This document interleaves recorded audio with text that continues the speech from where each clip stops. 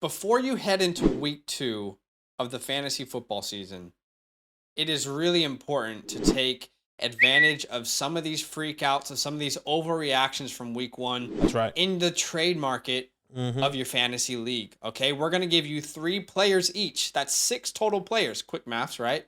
6 total players that we think you should trade for right now before their value skyrockets. And we're going to give you 2 players at the very end that we think you should trade away, trade off of this high. So agreed. I'll start. And I think there's a lot of good content in this video, genuinely. I really, really think that there is. So I hope that you guys stay around. But here we go. My first trade for is Allen Robinson. Now, before you turn the video off straight away, let me just explain for 1 second, okay?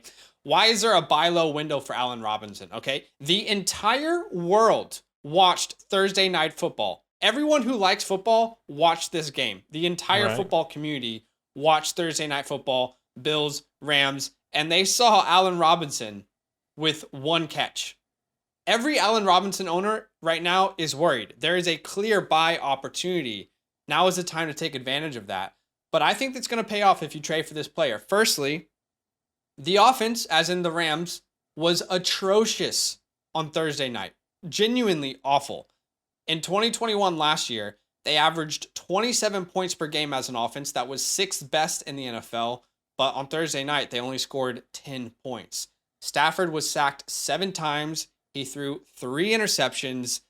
It is really hard for multiple players to be fantasy relevant when you are this bad as an offense. Like, I don't know that we should be all that surprised with how bad this offense truly was. But do we all trust Sean McVay? Personally, I do trust Sean McVay. I think he and Stafford are going to be able to make the right adjustments to improve this offense. One of those adjustments might be, I don't know, how about getting your big free agent wide receiver the ball? Sean McVay himself actually admitted after the game that he should do so. Agreed. He said, I'd like to get Allen more involved. He said, overall, tough night for us, poor in terms of the overall decision making from my standpoint, and that's something I'm looking forward to correcting.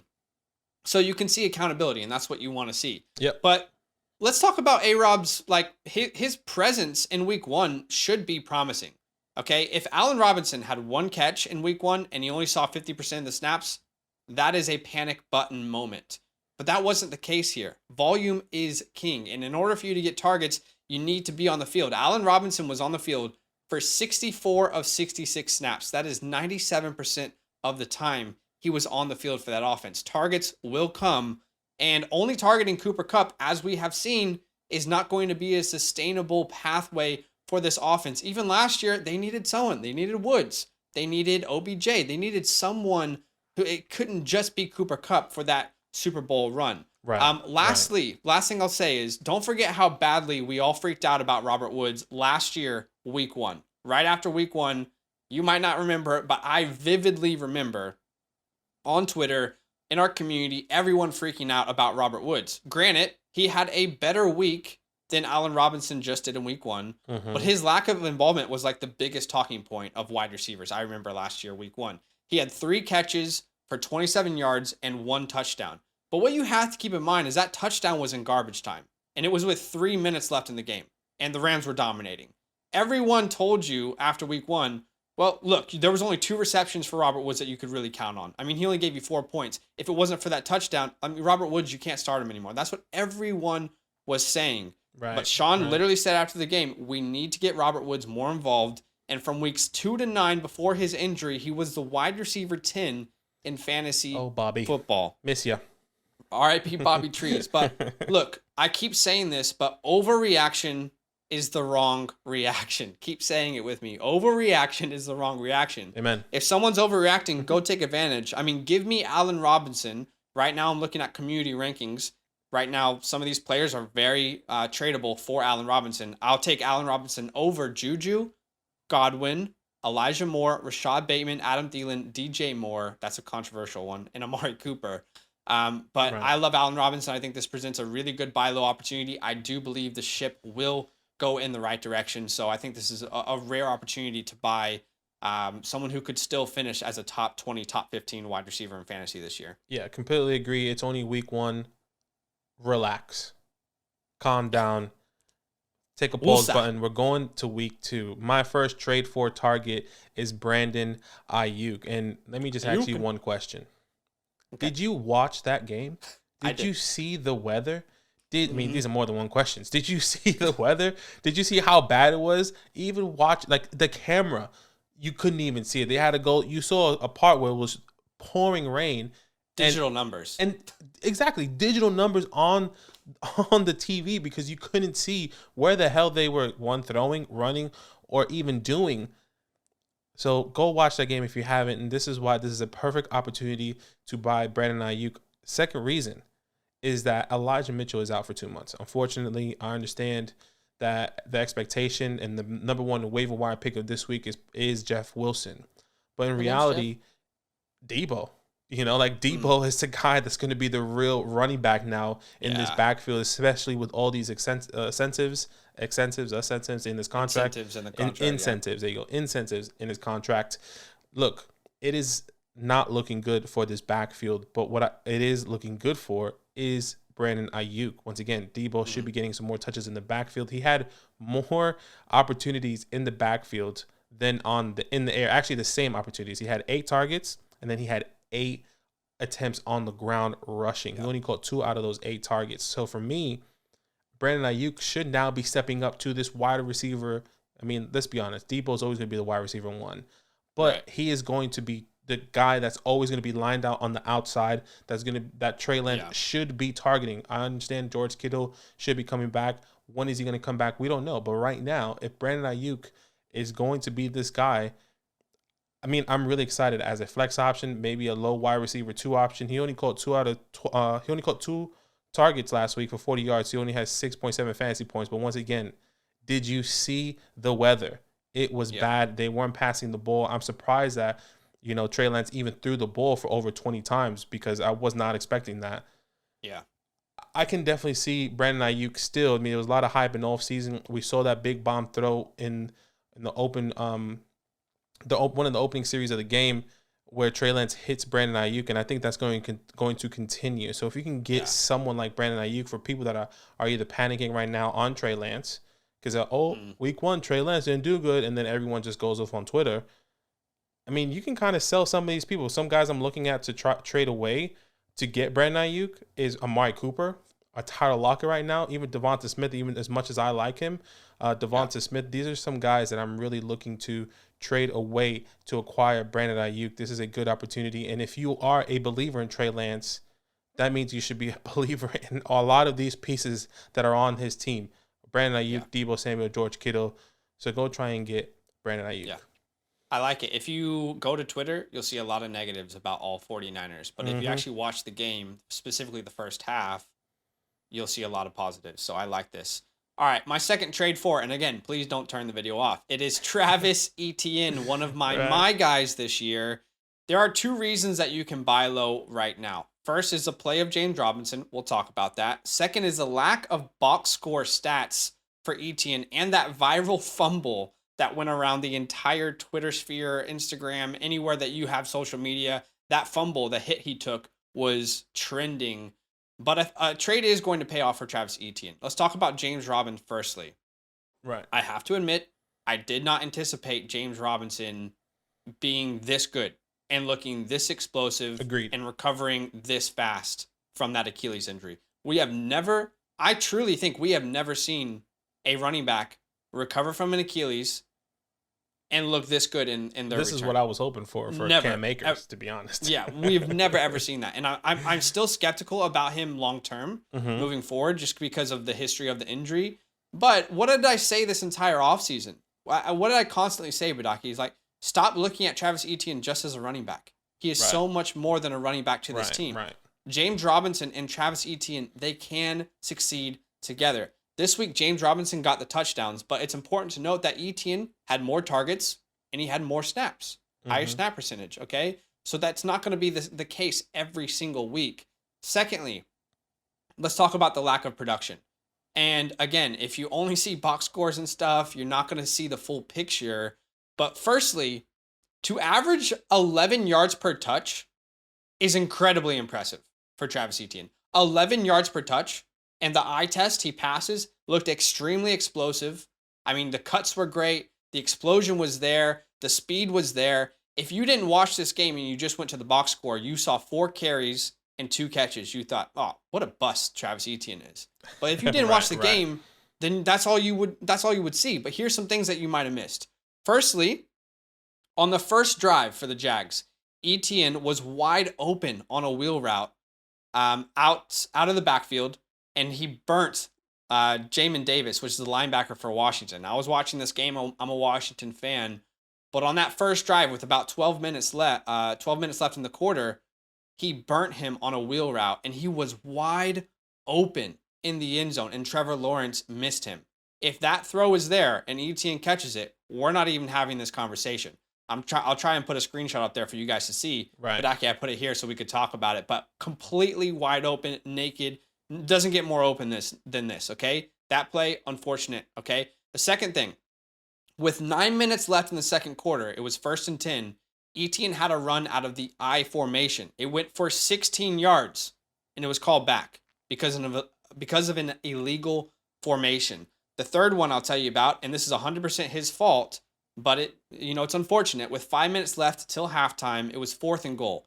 Etienne dropped a pass that was in the flat that would have led to another receiving touchdown. Yeah, that's the one so I let's saw. Just, that's the one let's I just saw. take these 3 instances, okay? I could bring up other ones, but let's just take these 3 instances. If you take those and you add all those fantasy points together that he barely missed out on, that is 34 more total yards, 2 more receptions, and 2 more touchdowns. Okay, that would have brought his stat line to 5 for 63 on the ground with 4 receptions for 36 yards and 2 receiving touchdowns.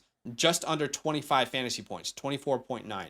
So there are so many opportunities that if you didn't watch the game, then you're only looking at the box score. I watched the game. He looked incredible. He passed the eye test. He was on the field for more snaps than James Robinson was. There are just certain games where unfortunate situations happen, but he passed the eye test. He was still involved.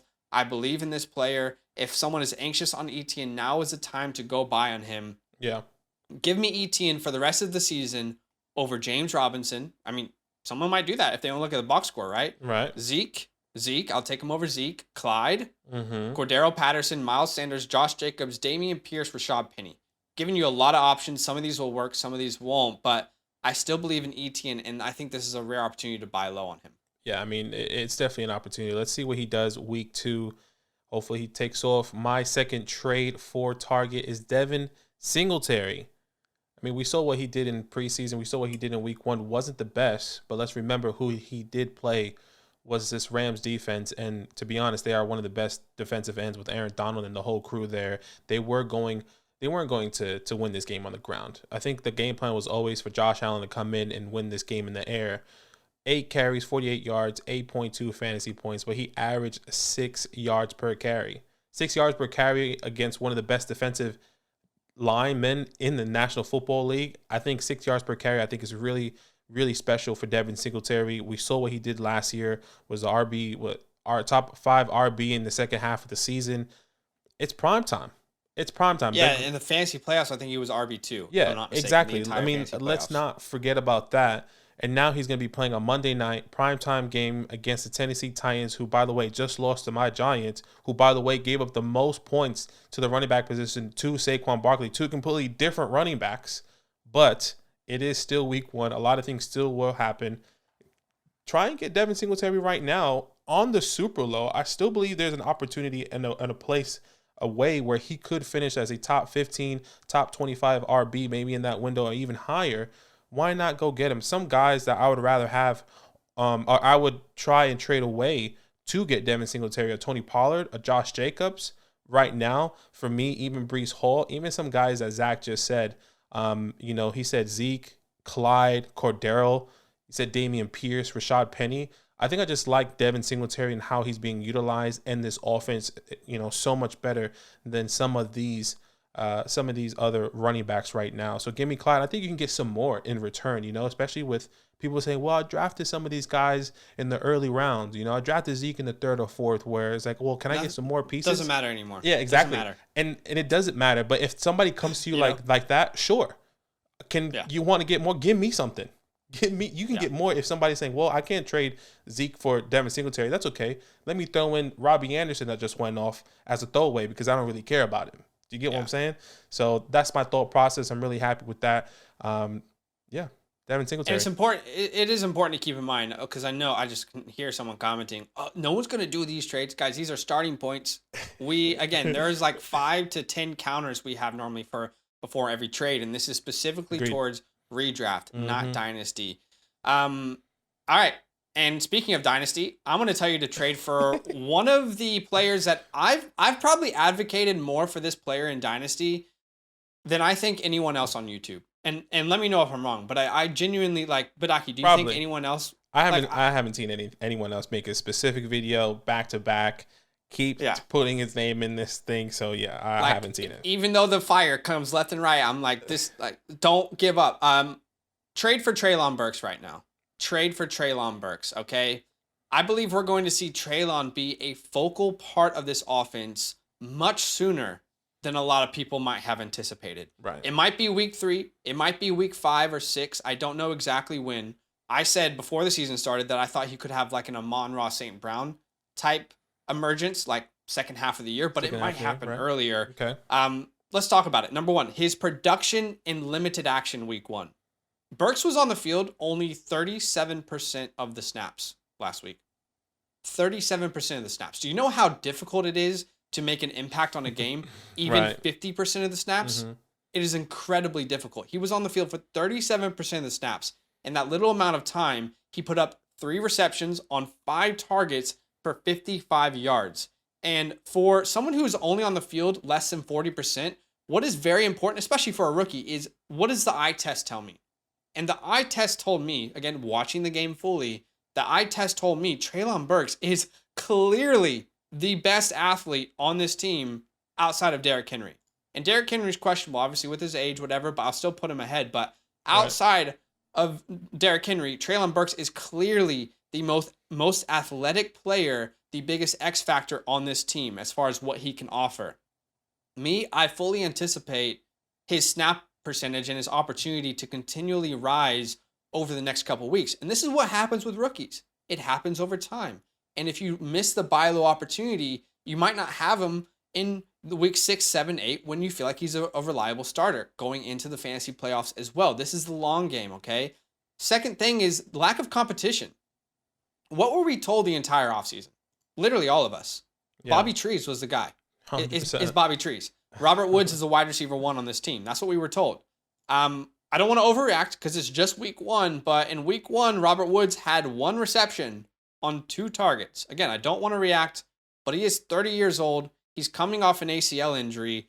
How much, does he have enough juice to really carry this wide receiver room? Woods needs to survive off of targets. And if that's not going to be there, maybe it opens a door for Burks to do something in this wide receiver room. I want to give a quick shout out to Kyle Phillips, guy out of UCLA that I was advocating again for most of the offseason and rookie drafts over on the Dynasty channel. He looked great. Fantastic. But again, he's mainly a slot guy. I mean, he's not going to offer you the upside of what Burks can on the field. So if Burks had 3 catches on 5 targets in 37% of the snaps, what could he do with 50% or 60 or 70%? We will find out, but please do not be late to the party, because if you're late to the party, you might not be invited. Okay, so give me Burks for the rest of the season right now. I can do it. This is what the community is telling me. I'll take him over Russell Gage, Tyler Boyd, Tyler Lockett, Garrett Wilson, Robert Woods, MVS. Tyler Boyd is a really ideal guy to go shop right now for Treylon Burks with the T. Higgins concussion. I mean, that is an ideal player to go move. But I will take Burks over all those players. I really think we could see an emergence here soon. And even to get 5 targets, even to be looked at 5 times with that few opportunities on the field is crazy. I mean, we could see such a turnaround for Treylon Burks here. So he's my last trade for this week. Yeah, I like Treylon. I mean, I was watching this game. I'm surprised they didn't use him more. Every time he came on the field, he was pretty explosive. He was breaking tackles. I was surprised they didn't use him more. So I definitely understand. My last trade for target is Cole Kmet. My guy I've been talking about all off season. Somebody I'm saying, hey, you should really get him. Once again, Did you see the game? I mean, that's all I have to say. If you're saying this Cole Kmet 0 points, I understand. I'm with you. That's not okay. Go watch the game. Yeah. And then come back to me. He was on the field for 83% of the snaps. He is a guy they want to get involved. Once again, impossible weather to try to throw the ball. Justin Fields threw the ball 17 times, which was last amongst quarterbacks in week 1. That is not going to happen again. This offensive line is bad, and it was shown throughout that game. It was clearly shown because he rushed for a lot of times, Justin Fields. They're playing the Green Bay Packers this week. I expect them to have a better game. I expect Cole Kmet to at least get one or more targets or catches for sure. But look, people are really hyped on, hey, Taysom Hill. Did you see Taysom Hill? Did you see this? Did you see Hayden Hurst? Did you see Tyler Conklin? No. How many times? What's their snap count? Tell me. You're going to be like, oh, well, it ain't 84. It ain't 83%. I'm like, okay, well, let me show you somebody that has 83% of snaps on the field. And I know a lot of people are saying, yeah, this other tight end was on the field. Ryan Griffin. He was on the field for 53% of the time, and that was because they were running the ball. They had to run the ball. They were bringing in an extra tight end so he can block because this offensive line is terrible.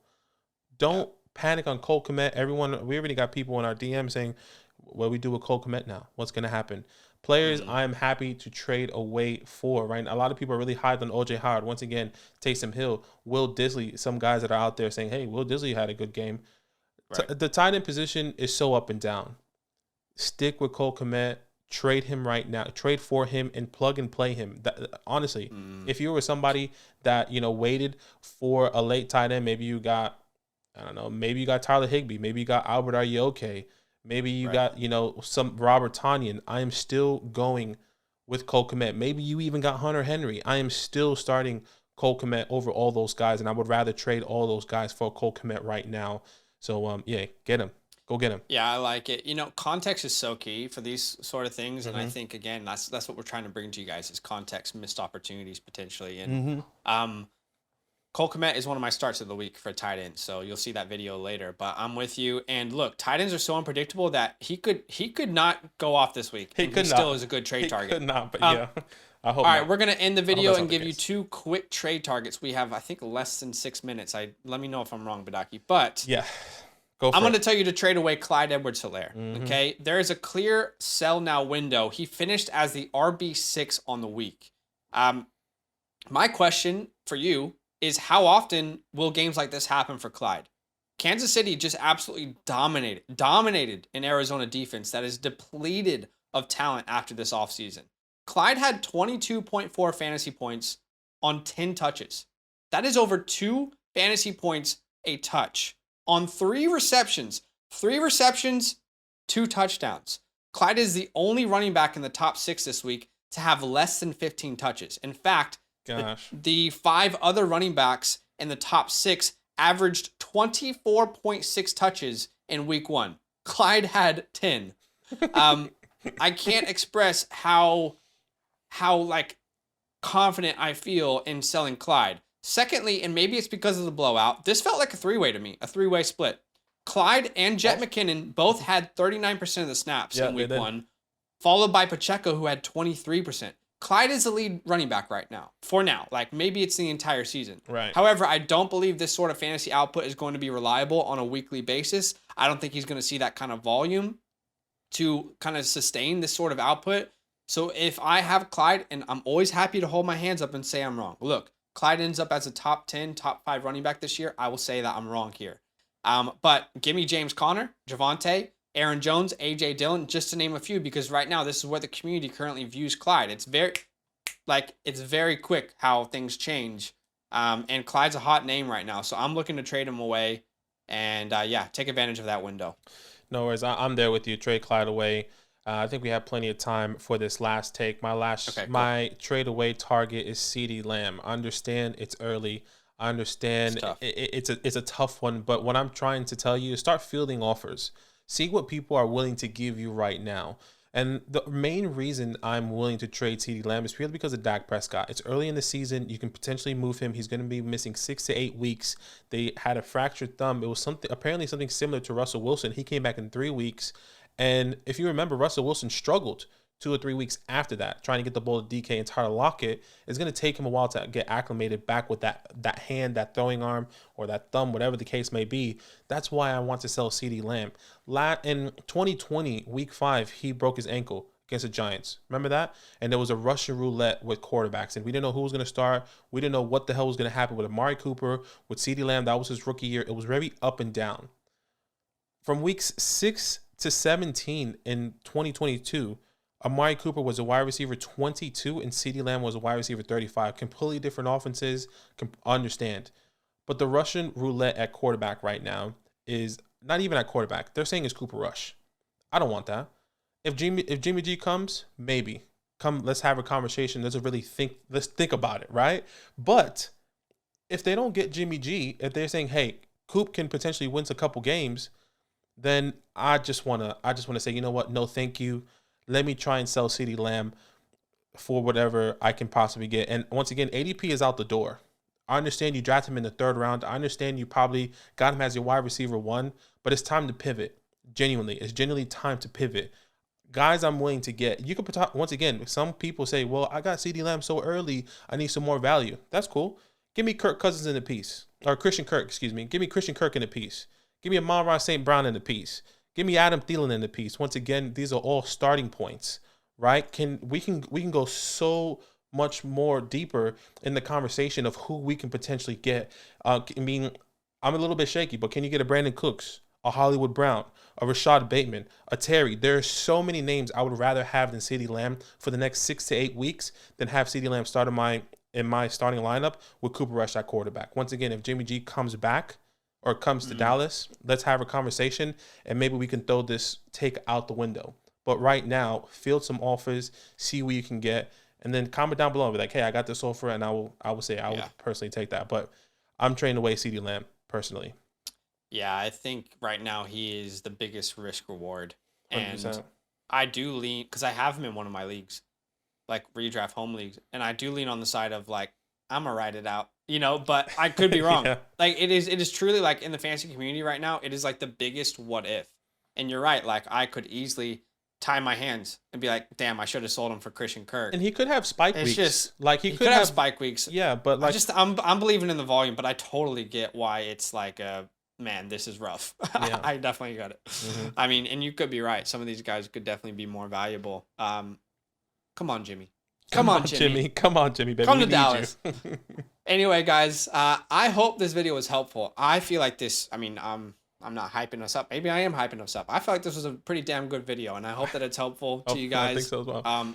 Subscribe, like the video. We got a bunch of content coming out, our starts of the week, and huge love for watching, and good luck. Good luck the rest of the season. Don't panic. Don't overreact. Relax. Take advantage of the overreaction. Yo, what's good? Thanks for watching. We got a lot more videos. A lot more. If you want more videos, Watch now, it. You can also subscribe Right now. if you want to. You need to. And lastly, don't forget that you can sign up to support the show and get exclusive content by going to patreon.com/FantasyLand fam.